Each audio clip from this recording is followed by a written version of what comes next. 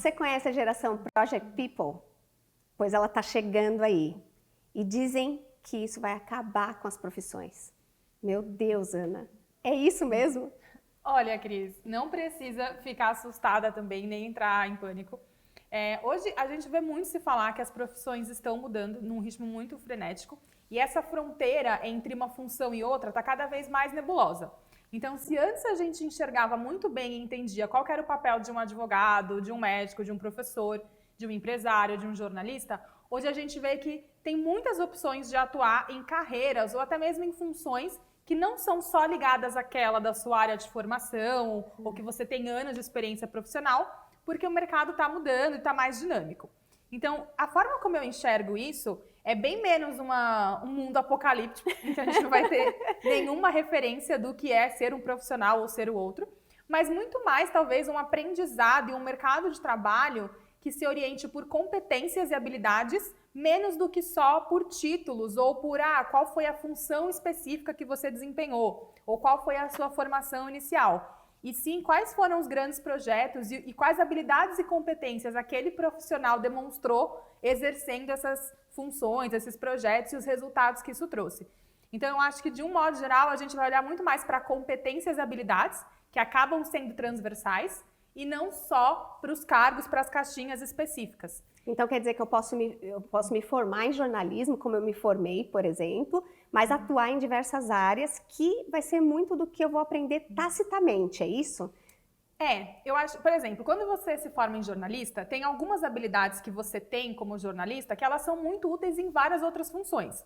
Geralmente, os jornalistas se comunicam muito bem, sabem redigir um texto, têm um ótimo domínio da língua portuguesa, sabem conversar, entrevistar, sintetizar informações complexas numa linguagem que seja mais simples e de acesso para muitas pessoas, entrevistar pessoas que têm diferentes opiniões e visões sobre um tema, investigar fontes. Então, são várias habilidades e competências que são imprescindíveis para um jornalista, mas que também são muito importantes em outras funções para outras profissões. Eu vou dar um exemplo. Por exemplo, eu já vi alguns jornalistas investigativos que não tinham nenhuma formação com jornalismo, mas eram pesquisadores, que às vezes tinham mestrado, doutorado e se envolviam com jornalismo investigativo. E aí eu percebi que tem uma coisa que os pesquisadores fazem que para o jornalista investigativo é imprescindível, que é você identificar um problema ou um caso que você tem que resolver, gerar algumas hipóteses e procurar evidências para validar ou não essas hipóteses. Então, tudo isso que é uma forma mais científica de encarar um problema, né, que você vê que tem uma situação ali que você precisa resolver, vai buscar evidência que vai comprovar ou não aquilo que você tinha levantado como hipótese. Sim. Esse é um método científico que uma pessoa que está fazendo mestrado e doutorado domina bem, mas, por exemplo, uma pessoa que quer investigar algum acontecimento também precisa. Então, acho que tem essas fronteiras vão se diluindo quando a gente percebe que, mesmo, né, a gente separando ainda em profissões, tem habilidades que são transversais que vão ser úteis em diferentes contextos. Mas então, eu posso entender que o mundo está mudando aí. Você que é um profissional hoje e que quer buscar se desenvolver, até para acompanhar essas mudanças malucas e frenéticas que estão acontecendo agora no mercado de trabalho, no mundo e etc., como é que eu vou estudar? Para onde eu vou? Porque eu vejo que as pessoas estão angustiadas, assim, eu tenho que ser mais digital, eu tenho que ser mais tecnológico. E não é exatamente isso que você está me trazendo. Para onde é que a gente vai? Como é que mudou a forma de se estudar, então, a partir de agora e se desenvolver profissionalmente, certo? Sim, e eu acho que tem um ponto aqui, né, na minha perspectiva do lifelong learning, que acho que é um paradoxo, tem uma contradição que tem uma situação que a gente vive hoje que a gente é muito bombardeado com informação e com notícia a todo momento. Sim. Então a impressão que dá é que a gente como se a gente estivesse navegando e aí nem vem uma onda, que você nem surfou aquela onda, já vem várias outras e você só sente que você está tomando caldo e não está conseguindo navegar nesse mar de informações. Então tem uma ansiedade e uma sensação de que, nossa, eu não vou conseguir entender tudo que está acontecendo e toda essa complexidade porque chega mais coisa para mim do que eu consigo processar. Só que tudo isso que chega, até pelo grande volume e rapidez, chega num certo nível de superficialidade. Sim. E tudo bem, porque a gente não vai conseguir se aprofundar em tudo. Sim. Então, essa é a contradição. Só que, para mim, o pulo do gato aqui para a gente vencer essa contradição de uma forma inteligente que vai contribuir para as nossas carreiras e para o coletivo, é sempre ter um equilíbrio. Então, é muito importante a gente não esquecer que mesmo com toda essa mudança, desse lado mais dinâmico do mercado de trabalho, a gente ainda tem uma formação básica que é muito importante. Então, para você ser um profissional que se destaque relevante, você tem que dominar algumas competências, alguns assuntos com mais profundidade. Porque é isso que vai te dar condições de resolver os problemas mais difíceis e é isso que vão valorizar sempre no mercado de trabalho ou em qualquer profissão. Mas para ter isso, não basta só você estar antenado com todas as notícias e as tendências do mundo. Você precisa ter fundação, ter consistência, ter solidez nas competências básicas que vão permitir que você resolva os problemas do lugar onde você trabalha, dos clientes, de quem quer que seja, de uma maneira relevante. Então, acho que tem que ter duas coisas. A gente tem que continuar investindo, sim, em uma formação sólida, uma base boa. E isso eu acho que dá um certo conforto também para as pessoas perceberem que não é tudo que vai mudar, não é todas as referências que elas têm que vão cair por terra do dia para a noite, porque o conhecimento, a evolução, ela sempre se constrói com base no que já foi, né? Então, tudo que já foi não vai ser perdido, a gente vai construir a partir disso. Então, eu acho que tem sim um exercício de continuar investindo numa formação sólida, e hoje em dia isso é cada vez mais difícil, porque para você se aprofundar num assunto, você precisa de muitas coisas que hoje são escassas pra gente, que é tempo, atenção focada, disponibilidade, paciência. Então, para você se aprofundar em questões, né, mais difíceis da sua área, não vai ser um conteúdo rápido, fácil, prazeroso. Muitas vezes vai exigir, sim, você sair da zona de conforto, conseguir chegar num nível que a maioria das pessoas não chega, e isso vai te fazer diferente dos outros. E, ao mesmo tempo, equilibrar e continuar antenado com o que está acontecendo, né? Então, acho que é muito importante a gente conseguir também olhar, tá, o que não é exatamente aquilo que eu vou me aprofundar, mas que é importante eu saber, que vai ampliar no meu repertório, que vai me dar condições de fazer conexões diferentes, ser mais criativo. Então, acho que tem que equilibrar esses dois, assim, continuar investindo no aprofundamento para você ser um profissional consistente e, ao mesmo tempo, se manter antenado do que está acontecendo no mundo, né? E ter essas experiências de aprendizado, de informação mais curtas, mais rápidas, mas mantendo a qualidade também, né? Por isso com uma frequência, né? Porque o mundo bunny hoje, a gente sabe que é isso, né? Nada mais é linear, né? Então, mesmo você falou muito bem da gente ter um estudo de base, que eu acho que é importante, tem competências ali que aí realmente não vão mudar, mas para você se manter no mercado de trabalho, o lifelong learning é fundamental. Então, é aí que a gente vai pegando essas coisas que estão mudando numa velocidade estonteante aí, que não é linear e que a gente bem está conhecendo. Então, quer dizer, eu tenho uma outra questão. A gente está falando aqui muito de técnica, né? Então, a gente está falando de vamos aprender as novas técnicas, as novas tecnologias, ou enfim, vamos nos manter antenados. E onde é que está o ser humano nisso tudo? Porque eu fiz um curso na Startse que foi incrível e que trouxe muito mais do humano, né, do que o técnico. E eu queria que você me dissesse um pouquinho essa mudança que está acontecendo na educação também na área dos executivos. Sim, esse é um ponto muito interessante e acho que até quando a gente fala de lifelong learning, acho que o principal é a gente escolher a curadoria, né, de quem são as referências que a gente vai utilizar para ajudarem a gente a se antenar nos assuntos que são importantes. Porque como tem muita informação, a gente tem que escolher bem quais vão ser essas fontes que a gente vai utilizar para investir o nosso tempo naquela atualização, naquele curso, naquele programa que vai ser de fato relevante para os nossos objetivos. E você citou a Startse, né? Na Startse a gente fala muito da educação do agora, dessas tendências. E uma tendência que a gente já percebe, não é nem tendência, porque ela já acontece hoje, então não é uma coisa para o futuro, assim, a gente percebe dos últimos anos, que é um foco muito em soft skills. O que são esses soft skills, né, numa tradução livre? São as habilidades que a gente fala que são mais leves, que geralmente são aquelas voltadas não só para competência técnica, mas para competências mais humanas, que é você saber se relacionar, ser colaborativo, trabalhar em equipe, se comunicar bem, saber lidar com conflitos, ter um pensamento crítico, que eram habilidades que até então a gente não olhava no currículo das pessoas há 20, 30 anos atrás. A gente olhava muito a parte técnica, ela saber fazer aquela função, mas menos como ela ia ser trabalhando em equipe. Só que as organizações, acho que perceberam e vêm percebendo, tem uma coisa que a gente fala muito lá na Startse, que é você contrata alguém pela competência técnica e você demite pela falta de competência social, né? Exato. Então, às vezes a gente percebe, e numa empresa, numa organização, não adianta você ter alguém que tem muito talento jogando sozinho, mas que não consegue trabalhar em grupo, somar para o todo, né? Então, cada vez mais isso está se tornando importante nas organizações e a gente está percebendo que essas competências elas estão se equilibrando. Principalmente quando você quer ter um cargo de mais destaque, que vai exigir liderança, ser referência de outras pessoas. Então, é até engraçado, porque a gente tá ficando muito tecnológico e o que tá diferenciando a gente é justamente ser mais humano, né? Exato. Que isso é uma coisa que ninguém vai conseguir substituir. Um robô não vai conseguir, pelo menos a gente não tem indícios disso, ser mais humano do que um ser humano. Então, a gente tem que se diferenciar por essas coisas. E, por outro lado, né, tem a automação e toda essa discussão que a gente faz. Eu acho que é como se fosse uma revolução, igual quando a gente mudou, né, da revolução, saiu do campo e fez uma revolução industrial. Sim. Algumas competências a gente vai automatizar, mas muitas outras vão ser mais valorizadas, porque só um humano vai conseguir fazer bem ou vai abrir mais espaço, mais tempo para que a gente consiga focar em outras coisas, outras competências que hoje a gente não faz, talvez porque a gente tem que fazer coisas muito processuais. Quer dizer, então o profissional do agora, de agora, e que vai ser daqui a pouco um profissional do futuro, tanto para mim, que estou aqui com 20 anos no mercado de trabalho, quanto para aquele que está iniciando, precisa ter uma mudança de mindset. Talvez aquele que está iniciando já tenha e a gente ainda não. Mas precisa de uma mudança de mindset. Precisa entender que você não precisa ser só técnica, mas você precisa ser humano. Não separa mais o humano do trabalho. As suas competências, os seus soft skills precisam estar ali no teu ambiente de trabalho também. Na verdade, assim, na minha visão, eu acho que hoje o que mudou foi a percepção das organizações e das pessoas. Porque, assim, na minha opinião, a gente nunca conseguiu separar, essa é quem eu sou na minha casa, essa é quem eu sou no trabalho. Obviamente que os comportamentos, a postura, a roupa, essa coisa mais superficial muda.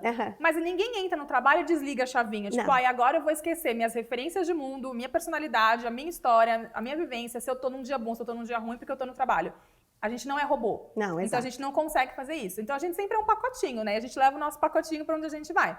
O que está acontecendo agora, eu acho que é uma percepção maior das empresas, da sociedade, de que a gente é inteiro em tudo que a gente faz. E se a gente não é inteiro em tudo que a gente faz, a gente está deixando de ganhar. A gente, as empresas, a sociedade. Então, acho que esse lado do mais humano com o mais técnico é uma coisa que sempre foi junto dentro da gente, mas que a gente separava em caixinhas. Sim. E aí, o que a gente está percebendo é mais vantajoso para os profissionais e para as organizações, sem dúvida, se a gente fomentar os dois juntos. A gente vai ter professores... Você acha que foi a pandemia que trouxe isso? Eu acho que não só a pandemia, acho que já tinha um movimento anterior desse, assim, de... Acelerou, então, a coisa. Eu acho que pode ter acelerado, sim. A gente... É engraçado, né? Porque eventos extremos dão um boom nas coisas. A gente viu que o digital, durante a pandemia, né, era o único meio que tinha. Exato. Então, ele foi num pico. Agora que a gente está voltando para o presencial, o digital caiu de novo, porque as pessoas querem, né, ter esse olho a olho, querem estar junto. Mas eu acho que mesmo a gente talvez não mantendo aquele pico que foi do digital, isso ajudou muito, né, a acelerar as mudanças que já estavam em curso.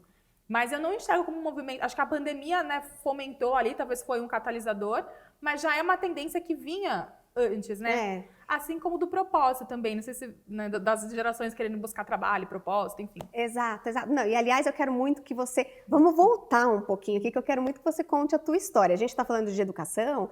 A Ana tem uma história incrível aí, é uma jovem empreendedora na área de educação, e eu quero muito que você conte pra gente, porque eu acho que a tua história é de fato extraordinária, é muito bacana, e eu queria que as pessoas pudessem conhecer a tua história e se inspirar, inclusive. Me conta um pouquinho dessa trajetória tua.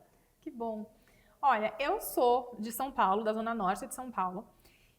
Eu sou de um bairro de classe média baixa. Os meus pais, eles trabalharam a vida inteira numa mesma empresa, em funções que eram mais operacionais. Eles não tiveram a chance de terminar o ensino médio. Os dois vêm de famílias... Minha mãe nasceu no interior do Paraná e meu pai no interior de São Paulo.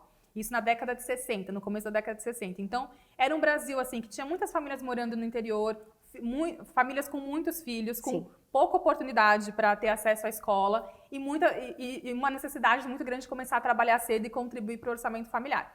Então, esse é o meu histórico, assim, social, recente.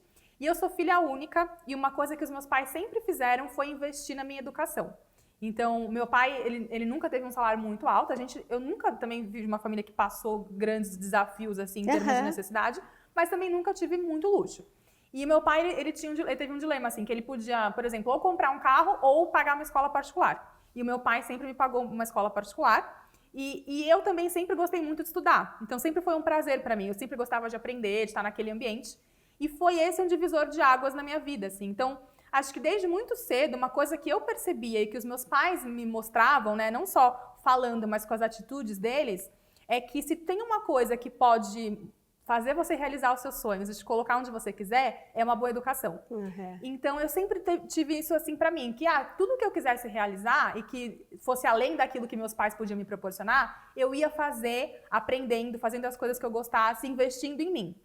E acho que isso mudou a minha vida e acho que era uma coisa que estava muito dentro de mim e eu fui percebendo quando eu fui tendo contato com outras pessoas. Então, quando eu tinha 17 anos, eu passei na USP, prestei marketing, porque eu gostava muito de comunicação e tudo, e aí eu fui estudar marketing na USP Leste. E quando eu estava nos primeiros anos da faculdade, eu pensava assim, quando eu me formar em marketing, eu vou pegar esse diploma, provavelmente eu vou arranjar um emprego numa multinacional de bem de consumo, e eu vou ter uma vida, assim, numa carreira executiva, no mundo corporativo por muitos anos. Então eu falei, bom, já que esse vai ser, né, o meu futuro, eu quero ter outras experiências na universidade que depois eu não vou ter quando eu estiver no mercado de trabalho, porque eu quero explorar outras coisas. E aí eu fui fazer trabalho voluntário. Eu me voluntariei para uma organização que chama IESEC, que é uma organização internacional que tem escritório em várias universidades ao redor do mundo.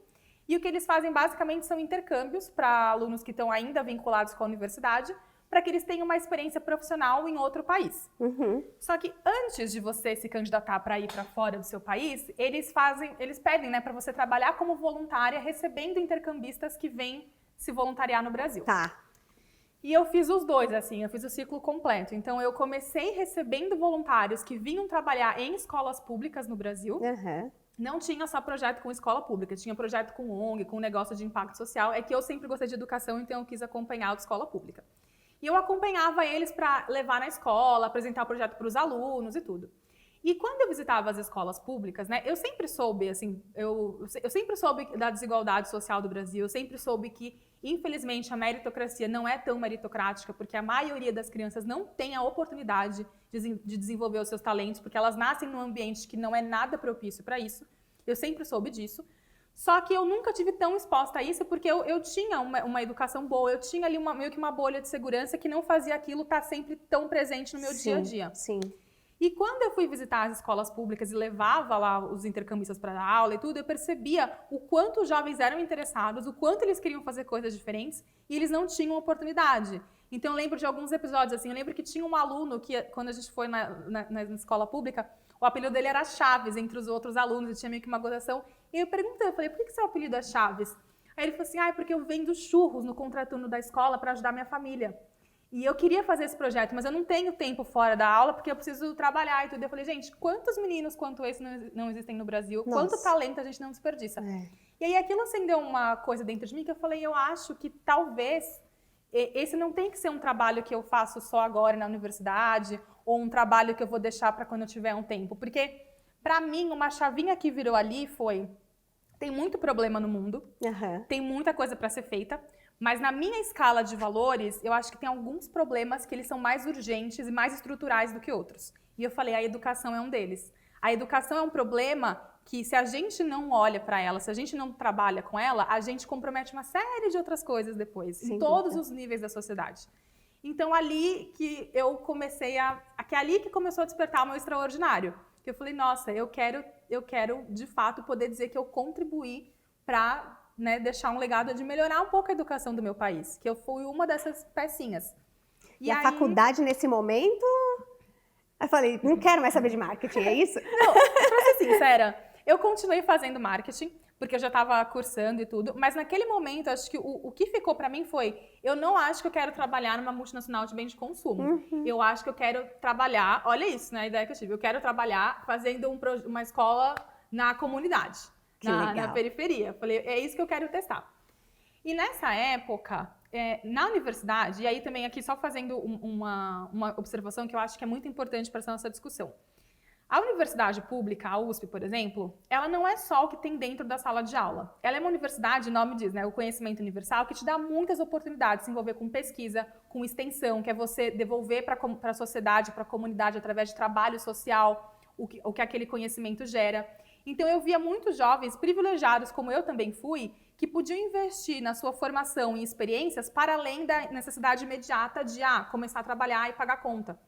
E eu acho que isso é fundamental. Se todos os jovens pudessem ter experiências assim, sem precisar se preocupar em trazer dinheiro para casa tão cedo, mas de testar, falar o que eu gosto de fazer. Sem dúvida, porque você teve a oportunidade de tatear, né?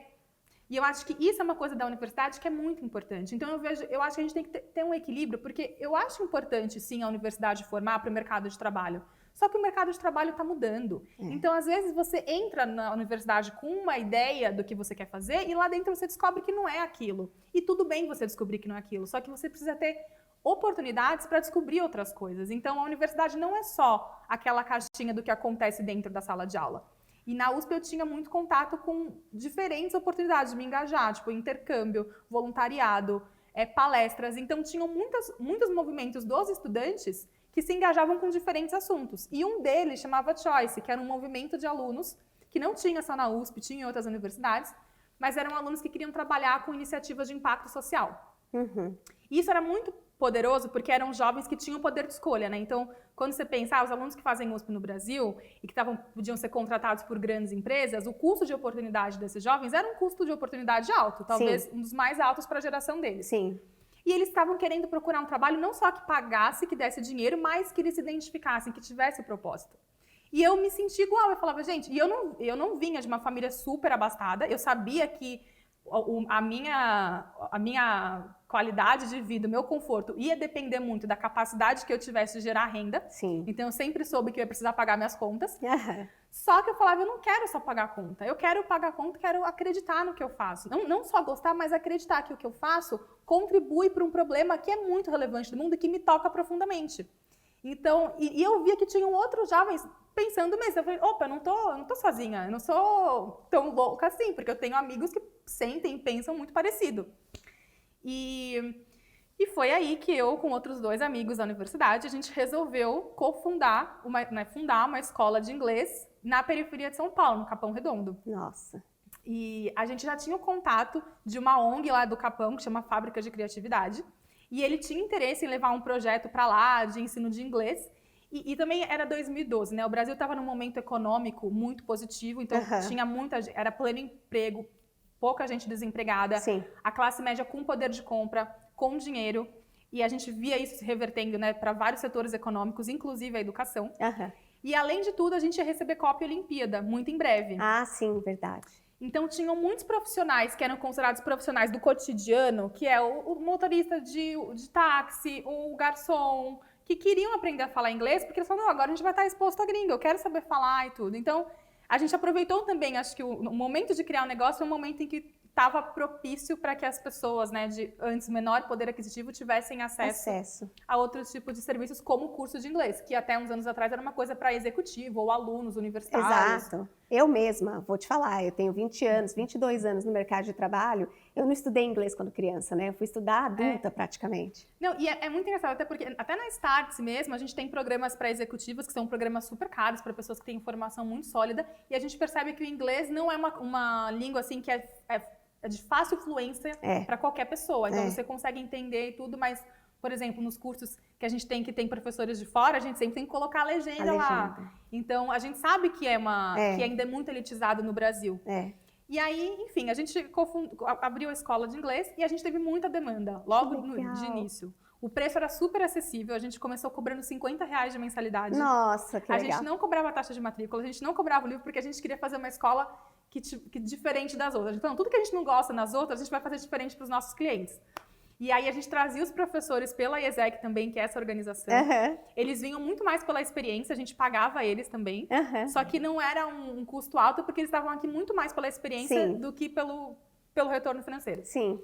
E aí a gente, assim, a escola foi crescendo muito rápido, a gente foi de 50 para depois 150, 300, 500 alunos, a gente abriu 3 unidades em 3 anos. Nossa, que legal! Foi crescendo muito, só que assim, era uma coisa de ser empreendedor, os 3 na universidade, os 3 empreendendo, a gente estava aprendendo a fazer tudo enquanto empreendedores.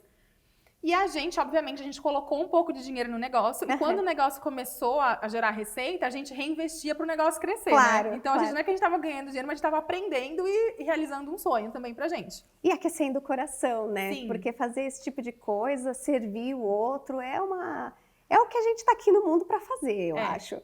E, enfim, é engraçado porque nesse momento eu acho que eu quebrei algumas expectativas até da minha família, porque eles falam, nossa, ela foi estudar na USP, né? Todo mundo pensou, ela vai arranjar um emprego, uma empresa super renomada, vai ter uma carreira assim, e ela vai dar aula de inglês no Capão Redondo.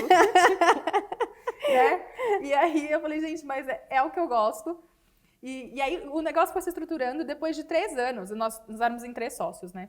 A gente nunca tinha parado para pensar o que a gente ia fazer se o negócio começasse a crescer, se o negócio desse certo. A gente não tinha acordo de sócio, a gente tinha um sonho e a gente começou a executar para ver se dava para fazer. E aí foi dando, a gente foi fazendo e quando a gente foi ver já estava super complexo. Uau. E aí, naquele momento eu percebi, isso eu comecei com 19, eu tinha uns 21, 22, eu estava terminando a faculdade e eu percebi que eu queria ter outras experiências para ver o que eu queria fazer em educação. Uhum. E aí eu vendi a minha parte, as minhas cotas pro meu sócio. Ele toca For You Too até hoje. Que legal. Tem várias unidades, hoje a gente tem franquia social, tem vários estados, então é super legal. Depois procurem For You Too, é 4 e U2, tem o site, tem tudo. E eu fui ter outras experiências em educação. Então, eu cofundei um instituto que eu dava algumas consultorias para empreendimentos sociais e organizações do tipo. E eu percebia muito falando com empreendedores de educação, eu via muito um movimento de empreendedores em educação, que eram pessoas que já tinham tido um sucesso no mercado tradicional e agora eles queriam fazer um projeto com propósito. Então, eles tinham ali talvez uma reserva financeira, alguma coisa mais construída e queriam investir em educação. E eu percebia muito um movimento assim de solução tecnológica, soluções escaláveis e tudo. Só que eles percebiam uma barreira que quando eles iam vender para as escolas, tanto públicas quanto privadas, parecia que a solução não encaixava tão bem. A proposta de valor tinha umas coisas... E aí, uma coisa que eu comecei a perceber foi, gente, tem muitos empreendedores que querem empreender em educação, mas que não são da área de educação e não conhecem os desafios do dia a dia da educação. E eu também não, porque a minha formação inicial é em marketing. Eu cofundei uma escola de inglês que foi bem sucedida, mas era uma escola, era um curso livre, não era uma escola de verdade, assim, sabe? Que os alunos ficam 5 horas ou mais por dia lá, que tem regulamentado pelo MEC e tudo. E aí eu falei, bom... Passei um ano e meio, quase 2, trabalhando com esses empreendedores e depois eu pensei assim, eu quero ter uma experiência de escola, porque eu quero abrir essa caixa preta e ver como que é estar no dia a dia de uma escola. E aí eu fui trabalhar numa escola, que ela é uma escola privada, mas para classe média baixa, na Penha, que é na zona leste de São Paulo. Ela tinha acabado de ser comprada por um novo grupo, que chama Rede Decisão, que é uma rede de escolas que começou com um colégio na Zona Sul de São Paulo, e aí os donos compraram esse colégio na Penha, e eles tinham a ideia, assim, eles ainda têm, né, porque o projeto está aí, tem acho que hoje mais de 15 escolas, mas eles sempre quiseram construir uma rede que oferecesse uma educação de qualidade a um preço acessível para alunos de classe média baixa.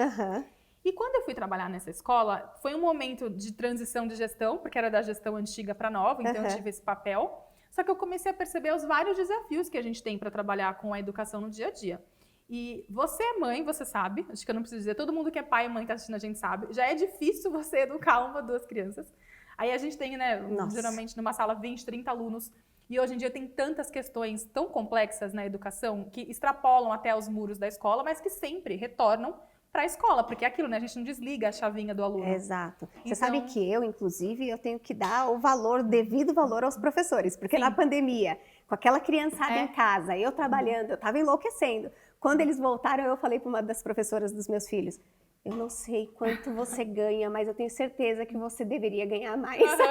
Porque realmente é uma coisa, né, assim, requer muito, é muito complexo. É muito. E é esse o ponto que eu queria trazer, assim, uma educação de qualidade, ela é fundamental, só que para a educação e para a saúde não dá para a gente fazer remendo. Tem muitos setores que escala, baixo custo, digitalização, muda o jogo. Para a saúde e para a educação, impacta. Mas, no fim das contas, a educação de qualidade, ela custa. Por quê? Porque você precisa de profissionais muito bem educados, muito bem capacitados, de uma dedicação de tempo muito grande, para você conseguir, de fato, oferecer a educação que cada criança, cada jovem merece. Então, e hoje em dia no Brasil, infelizmente, os professores são uma classe que ainda é desvalorizada socialmente e financeiramente. Em termos de formação, em termos de remuneração, de valor social mesmo. Então, eu percebia muito isso. Tinham muitos desafios. É um profissional que tem uma demanda de trabalho muito grande, porque na sala de aula é isso, né? Ele tem que estar com a atenção sempre focada nos alunos e tudo, então é muito demandante. E fora da sala de aula tem todo um trabalho de preparar a aula, corrigir prova, de fazer assim, que é um trabalho extra. Então, é muito complexo, né, essa operação, essa rotina da educação. E você falou disso, eu até estava lembrando de uma discussão que eu tive esses dias com um amigo meu, que ele também estudou educação, então ele mandou uma notícia da BBC que falava que agora, acho que 40% já da carga horária das principais faculdades do Brasil está no EAD. Para os adultos, né? Educação adulta e tal. Ele falou assim, acho que vai ter um movimento para a educação básica. Eu falei, olha, depois da pandemia, eu duvido que os pais queiram colocar qualquer criança ou jovem em qualquer EAD. Online, porque eles já viram que isso não funciona. Não. E é importante para eles se desenvolverem socialmente, né? Claro. É uma das coisas que a gente trouxe aqui, né? O técnico e o social, né? Sim. Então, foi muito isso. Quando eu fui para a escola, eu percebi quanto era desafiador e o quanto, assim, a mudança que a gente precisava era uma mudança mais estrutural. E, além disso, várias questões, porque quando eu comecei a trabalhar na escola, eu ainda morava com os meus pais nessa época. Era muito engraçado, porque eu chegava em casa e falava, mãe, quando eu era pequena, quando eu era jovem, você passou por isso. Ela falou assim, olha, a maioria não, mas educar nunca foi fácil, tá? A gente pensa que mas nunca é. É sempre desafiador, tem sempre as suas questões. Hoje em dia tem a questão da internet, tem a questão de distúrbio alimentar, tem as famílias que têm outra configuração. Então, você tem madrasta, padrasto, irmão, são vários elementos que mudaram na sociedade, nas famílias, que impactam na escola e que a gente tem que estar preparado para lidar. Só que é demandante, né? Ô, Ana, e você sabe que você falou disso e eu tô lembrando que eu tenho uma prima que é professora. E ela trouxe para mim em alguns momentos, assim, que ela percebia crianças, inclusive, que é isso, configurações diferentes de família e tal, e crianças, às vezes, carentes de afeto, alguma criança que os pais não conseguem detectar que tem algum problema, de repente, no desenvolvimento. É muito desafiador ser professor ou um profissional de educação, porque você precisa ser de tudo um pouco. Além de tudo, você tem que ter uma percepção tão aguçada, não é verdade? Muito. E tem que ter uma empatia pelo outro, que não é todo profissional que tem esse tipo de habilidade, né? Muito. Então, quer dizer, eu fico vendo os professores de hoje, e você está aqui me contando tudo, esses exemplos que você teve. Poxa vida, né? A gente devia olhar para o professor e valorizar mais, e a educação no país ser mais valorizada mesmo. Foi muito isso assim que ficou para mim. Então, quem está na escola tem uma rotina super complexa e desafiadora em vários sentidos, não só intelectualmente, porque dar uma boa aula também é um desafio intelectual, mas emocionalmente, porque você lida com pessoas, e não só com pessoas, você lida com crianças e jovens o tempo todo, todos os dias. E, obviamente, também que as famílias, é muito engraçado, assim, a criança é um termômetro da família e da condição que ela tem fora da escola. Porque não tem como ela não levar, né? E acho que isso é até um adendo que eu gosto muito de fazer, que com a pandemia também fica muito claro, tudo bem que a gente separa, né, as áreas de conhecimento em caixinhas, a gente separa até politicamente, você tem o Ministério da Educação, o Ministério da Saúde, tudo, mas a gente não é separado em caixinha.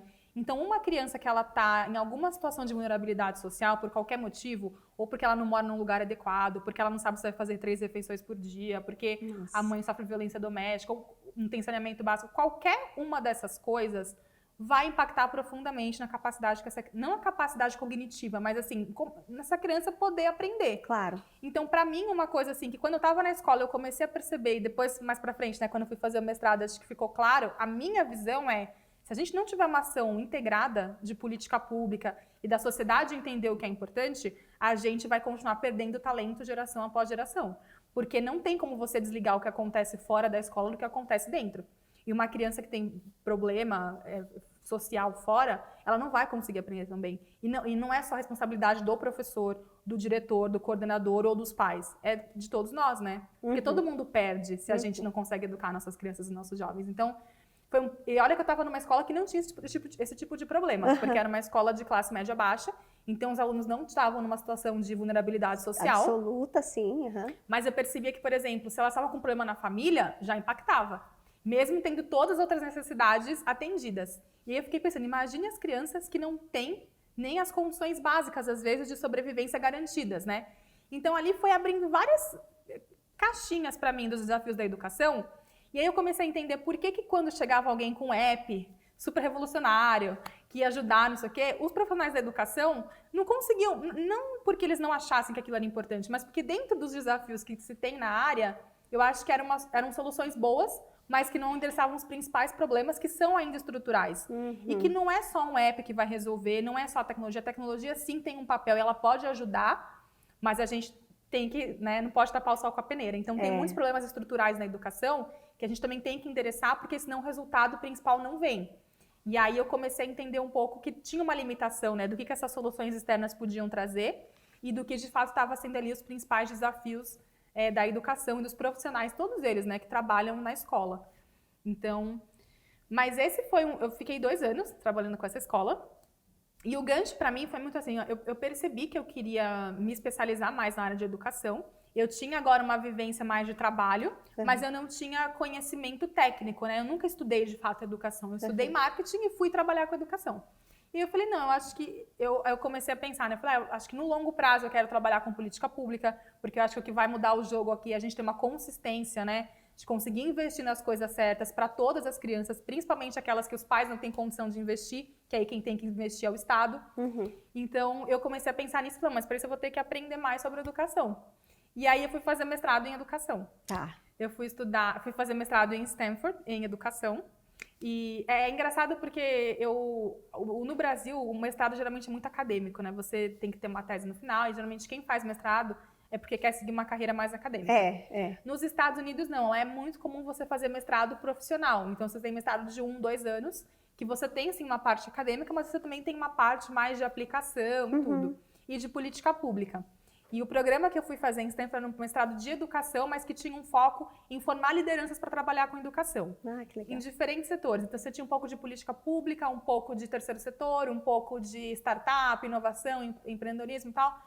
Foi um programa que eu gostei muito. E aí, quando eu estava fazendo o mestrado em Stanford, eu conheci a Startse, que é uma startup de educação que trabalha com educação de adultos aqui no Brasil, porque eles têm um escritório, a gente ainda tem um escritório lá em Palo Alto.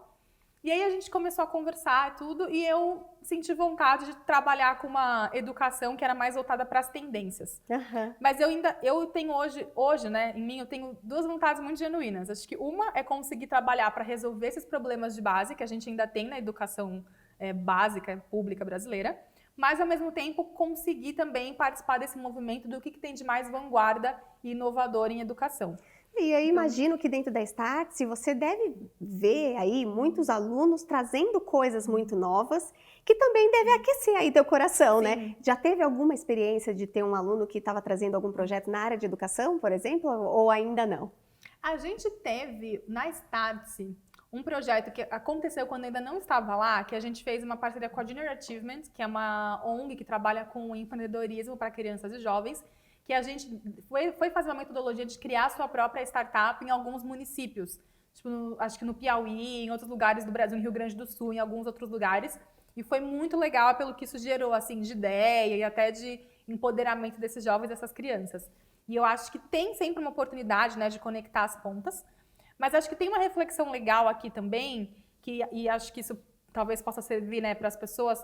Porque quando eu penso na minha carreira, eu penso no curto e médio prazo e eu penso um pouco no longo prazo. Então, esse objetivo que eu tenho de impactar a educação pública brasileira, pode ser que na função que eu tenha hoje na Startse, ele não seja um objetivo que eu esteja endereçando diretamente. Embora indiretamente, como você falou, está sempre ali. Mas é uma coisa que quando eu olho no longo prazo, eu falo assim, eu quero daqui talvez 20 anos, eu quero poder voltar minha carreira para uma coisa, talvez no setor público ou no terceiro setor, onde eu consiga endereçar esse desafio, quando eu tiver mais estabilidade financeira, mais conhecimento, não só técnico, mas também de relação com as pessoas, tudo, porque é muito desafiador, assim. O lugar que eu trabalhei que mais me demandou emocionalmente foi na escola. Imagino. Era muito difícil, em todos os sentidos, porque eram sempre problemas de pessoas, né? Então, isso pra mim, eu falei, gente, é uma coisa que você tem que se fortalecer. E eu acho que a maturidade ajuda muito nesse sentido, né? Da gente conseguir estar mais completa, principalmente se eu quiser trabalhar com política pública, ou num cenário que vai ser muito desafiador em outros contextos. E hoje, aí até um ponto, assim, né? Também falando de trajetória profissional, que eu fui aprendendo, acho que é uma das coisas que me levou para a Startse, que tem muito a ver também, não é só, às vezes, o que você faz, nem porquê, mas com quem você faz, né? Exatamente. E na Startse eu me identifico muito com a cultura, com as pessoas, com a forma como a gente faz as coisas. É um ambiente que tem diferença, sim, tem diversidade, não é todo mundo que pensa igual, que tem o mesmo repertório e visão de mundo, e eu acho isso bom. Mas é um lugar que a gente se respeita e que eu sinto que a gente consegue ser a gente mesmo, independentemente do cargo que você ocupa, assim. Então, Isso é uma coisa que eu valorizo muito. Aham. Só que eu sei que nem todos os desafios profissionais que eu tiver vão me proporcionar um ambiente desse. Mas sem aí você dúvida. faz escolhas, tem algum momento na sua vida que você vai privilegiar mais com quem você trabalha, outros o que você está fazendo, que você pode estar fazendo uma coisa que te dá muito prazer, mas que ao mesmo tempo talvez não tenha tanto propósito, tem um pessoal que você não goste muito. Então, tem vários elementos nessa equação e é difícil achar uma equação perfeita, né? Que a Sim. gente só ganha, ganha, ganha. Não, e você sabe que eu tenho uma teoria que a gente está sempre no lugar certo. A gente só precisa saber o que a gente está fazendo naquele lugar. Sim. A gente precisa ter clareza disso.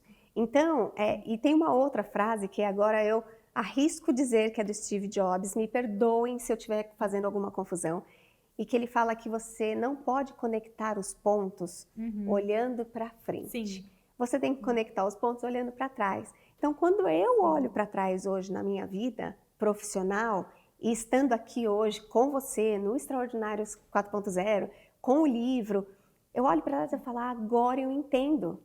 Agora faz sentido o porquê disso. Então, quando eu te vejo aqui, não à toa, aliás, eu não posso deixar de dizer aqui que a Ana, gente, ela tem dois reconhecimentos muito importantes, assim, que não, a gente dá para saber que ela é merecida, afinal de contas, ela contou a trajetória dela aqui inteira e é incrível, de fato.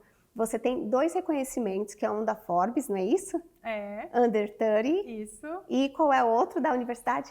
É uma universidade da Suíça que chama St. Gallen, que eles fazem um reconhecimento dos 100 jovens que vão impactar o futuro e todos os anos, e no ano de 2018 eu fui uma das selecionadas. Que lindo, merecidíssimo, merecidíssimo. Obrigada. E aí eu acho que é isso, você está hoje na Startse, você está vendo a educação de tendência, do que vem para o futuro, as inovações e etc. E eu acho que daqui a pouco você vai conectar isso aqui com mais isso aqui e vai conseguir... Assim, eu acho que você já tem o teu legado. Acho que a gente tem muito pela frente ainda para fazer. O legado não é pontual, a gente deixa aí uma sementinha para a vida, né? Para as próximas gerações. E eu acho que você já fez parte disso, assim. Você já tem uma história linda para contar.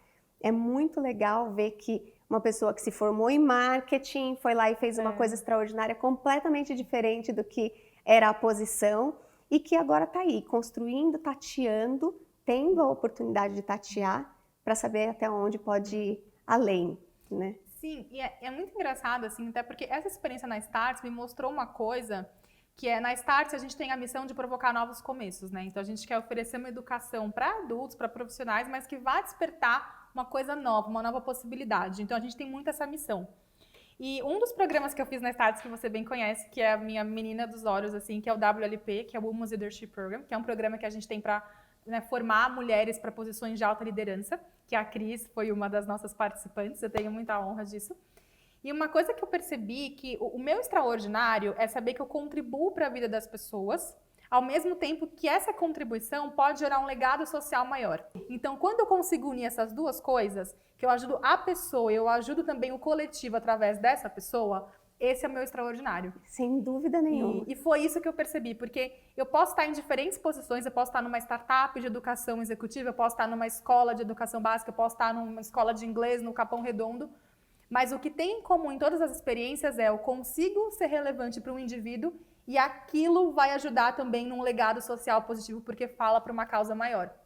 Então, quando eu consigo juntar isso, eu chego no meu extraordinário, mesmo com todos os ordinários que tem no meio do caminho. Né? Exatamente, porque a gente encontra o extraordinário dentro do ordinário. E a palavra propósito está tão banalizada por aí, que você está trazendo aqui, esmiuçando o que é um propósito. Então, eu acho que para nós aí que estamos no mercado de trabalho, porque eu quero trabalhar numa empresa que tenha propósito. Então tá, a empresa é sustentável. Tá bom, então atende o meu propósito. Não é isso, vai muito além, né? É um chamado lá de dentro, né? Sim, e assim, e tem um ponto que exige muito da gente, cada vez mais, que é se autoconhecer. E o autoconhecimento não é um teste que você faz, responda 10 perguntas e tem um resultado. Não é, demora tempo. É para a vida inteira também, é lifelong learning about yourself. Né? Aprender a vida inteira sobre você mesmo, porque a gente também muda. Sim. Então, você tem que estar toda hora se conhecendo e fazendo as perguntas. E muitas vezes aquilo que é importante pra gente não é um cargo, uma profissão, é uma soma de fatores que pra gente faz sentido E eu vejo muito mais assim como quais são os elementos que você precisa ter no seu trabalho. Então, o que é o seu propósito? Porque a gente fala tem que ter propósito, mas o meu propósito é diferente do seu, que é diferente do dele. Então, cada um tem que saber o que toca, né? E o que te toca é muito individual e pessoal, tem a ver com a sua história, com os seus gostos, com a sua trajetória, com os seus sonhos. Então, acho que só você consegue chegar nessa pergunta. Então, tem referências que te ajudam, que te guiam, um bom livro, um bom método, mas no fim, é sempre a gente fazendo essa reflexão, conectando aqueles pontos, né? Olhando para trás, tentando conectar, para a gente chegar nisso, né? No nosso extraordinário. E eu acho que tem uma coisa de você olhar para dentro de você, porque é isso que você disse, né? Cada um é um indivíduo, e sendo um indivíduo, o teu propósito vai ser diferente do meu. A gente tem que se fazer a seguinte pergunta, né? O que é que eu estou fazendo com algum presentinho aí que a gente tem aqui dentro? E a gente está fazendo o que com esse presentinho? A gente está colocando a serviço do mundo? Não está? Está ali escondidinho, né? Está dormindo? Vamos acordar, né? E vamos botar isso para funcionar. Então, eu acho que é um presente que a gente ganhou. A vida deu um presente para cada um de nós. A gente não está aqui à toa. Esse é meu pensamento. A gente está aqui com uma função e a gente precisa descobrir qual é essa função. Com certeza. E uma coisa que eu percebo, eu estava lendo até uma notícia essa semana, né? Como a gente tem um alto índice de pessoas depressivas. Nossa, demais, né? E não só em classes sociais mais baixas. Você fala, a pessoa às vezes não tem o que comer, ela está numa situação de estresse muito extremo. Mas até pessoas que têm um bom padrão de vida, que não estão em nenhuma situação, né, de vulnerabilidade extrema, não se sentem felizes, não se sentem plenas e bem. Eu acho que isso tem muito a ver com essa conexão, né? Se a gente perde a conexão com a gente, com o que a gente quer fazer, por que a gente está aqui, como que a gente usa o que a gente tem para dar o melhor. E não é fácil isso. Isso exige sair da zona de conforto a todo momento. A todo momento. Então não é um processo só que são só flores, que é lindo, que é maravilhoso. Não, exige da gente, só que é o tipo de dedicação que traz o melhor resultado, né? Exatamente. Então, que te faz entender tua razão de estar aqui. E então, deixar um legado. E eu acho que isso é muito fundamental. Muitas vezes, quando eu sinto que eu tô desmotivada, que eu tô desengajada, que eu não tô feliz com as coisas que eu tô fazendo, eu falo, não, eu tenho que voltar na essência, assim. O que eu quero fazer? Qual que é o sentido? O que eu tô fazendo com o meu tempo? E eu acho assim, hoje o tempo é bem mais precioso que a gente sempre foi, né? Porque a única coisa que você não consegue comprar, não consegue vender, não consegue estocar, que vai acabar e que é finito para todo mundo. Então, a gente tem vidas diferentes, mas o nosso final todo mundo já sabe. Um dia a gente não vai estar mais aqui. A gente vai, né, independentemente do que cada um acredita, esse tipo de existência, como a gente conhece hoje, vai terminar um dia. É isso aí. E a gente sabe que né, ninguém vai durar muito mais do que 100 e poucos anos. Então a gente tem um limite. O que a gente quer fazer nesse intervalo, né? Então eu sempre fico pensando que a gente tem que, né, refletir. E eu também reflito. Eu estou fazendo o melhor uso do meu tempo, sabendo que eu não vou ter para sempre para fazer as coisas que eu quero, que eu vou ter que escolher, que eu vou ter que priorizar. E que hoje tem muita opção disponível, né? Então, se a gente não sabe o que a gente quer, a gente se perde. Porque a gente fica lá, às vezes, né, colocando muita energia em coisas que não são aquilo que é o principal. A gente precisa silenciar um pouco, né? Porque é isso que a gente estava falando de tanta informação. Eu costumo dizer que é a infodemia, né? Tanta informação, a pandemia da informação. Sim. E a gente precisa silenciar um pouquinho e olhar para dentro e a gente vai se descobrindo, né? Esse é o caminho. Você sabe que a gente estava aqui falando da educação, de tudo e tal, e aí eu me lembrei que a ONU, ela instituiu aí uma nova forma de entender o desenvolvimento de uma nação. Então, a gente se baliza pelo PIB e tal, e eles desenvolveram em 2012 o FIB, que é Felicidade Interna Bruto. E entre os quesitos para entender se o FIB, o Butão, por exemplo, é o país mais, você deve saber, é o país aí número 1 em felicidade. E aí eles colocam que entre os quesitos para você avaliar o FIB está o desenvolvimento educacional, dando acesso às pessoas que têm menos condição. Então, assim, de tudo que a gente conversou aqui, fez tanto sentido para mim que o mundo seria muito mais feliz se as pessoas tivessem acesso à educação. Claro que esse é um quesito do FIB, mas assim, não tem dúvida, a gente está aqui com uma história para contar porque a gente teve a oportunidade de estudar, né? Então é muito lindo isso, assim, a gente precisa, o teu papel, o teu propósito, é muito lindo. E acho que tem uma coisa muito curiosa, assim, que eu quero compartilhar, porque era uma visão que eu tinha há muito tempo e ela se inverteu depois que eu fui fazer o mestrado, que eu sempre pensava, assim, que a educação transforma uma sociedade.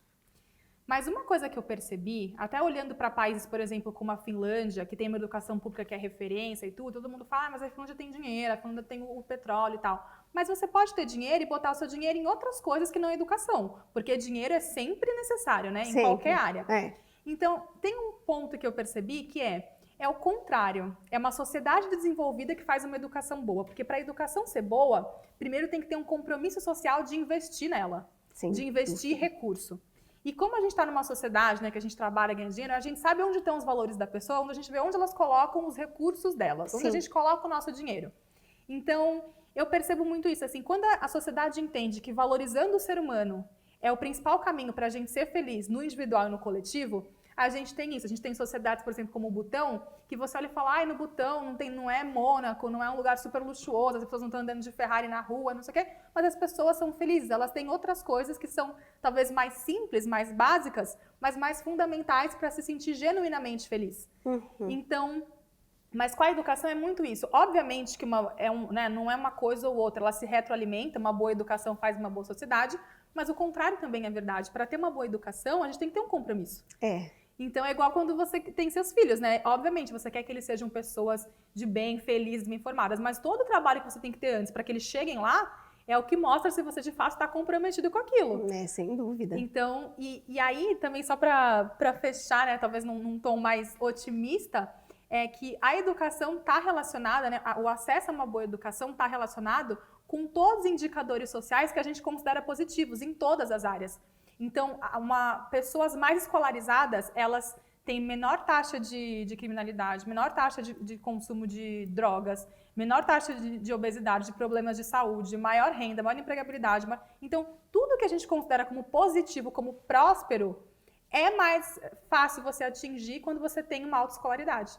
Então, esses indicadores, eles têm uma correlação, né? Então, quando você vai estudar, vai mostrar tudo, os dados mostram, a estatística mostra que tem uma correlação positiva entre o nível educacional e os indicadores sociais que, né, a gente como sociedade julga que mostram progresso, que mostram desenvolvimento, que mostram felicidade também. Então, quanto mais educada, quanto melhor educada uma pessoa é, mais as chances dela ser feliz também. Sem dúvida. Que lindo, que lindo. Gente, eu tô muito feliz de estar aqui com a Ana hoje. A nossa conversa tá incrível. A gente ia longe aqui, se deixasse, né? É sempre muito bom conversar com alguém que divide dos mesmos valores, os mesmos sonhos e deseja coisas boas, né? Eu tô aqui na torcida para ter alguém, aquele ali, ó, que tá assistindo a gente e vai falar assim, gente, eu vou procurar a Ana porque eu quero fazer com ela um trabalho incrível na área de educação e etc e tal. Eu tô na maior torcida para isso acontecer. E se não for assim, a gente vai conectar os pontinhos ali depois e você vai me contar essa história de novo. Com certeza. É uma honra para mim participar. Tô super feliz de ter compartilhado um pouco do meu extraordinário. E do seu também, né? Porque esse faz parte do seu extraordinário. Eu estou muito feliz de ter vocês aqui. A Startse tá no meu coração, assim, o curso que eu fiz com vocês também atiçou ali uma coisinha para eu chegar onde a gente está aqui agora, com o livro, com o podcast. Então, eu quero te agradecer muito. Obrigada por ter vindo. Obrigada. A nossa extraordinária de hoje, então, foi a Ana Machado. Mais uma vez, obrigada por estar aqui com a gente. Obrigada a você. Esse foi mais um episódio do Extraordinários 4.0. Acompanhe o canal, semana que vem tem mais. Até mais. Tchau, tchau.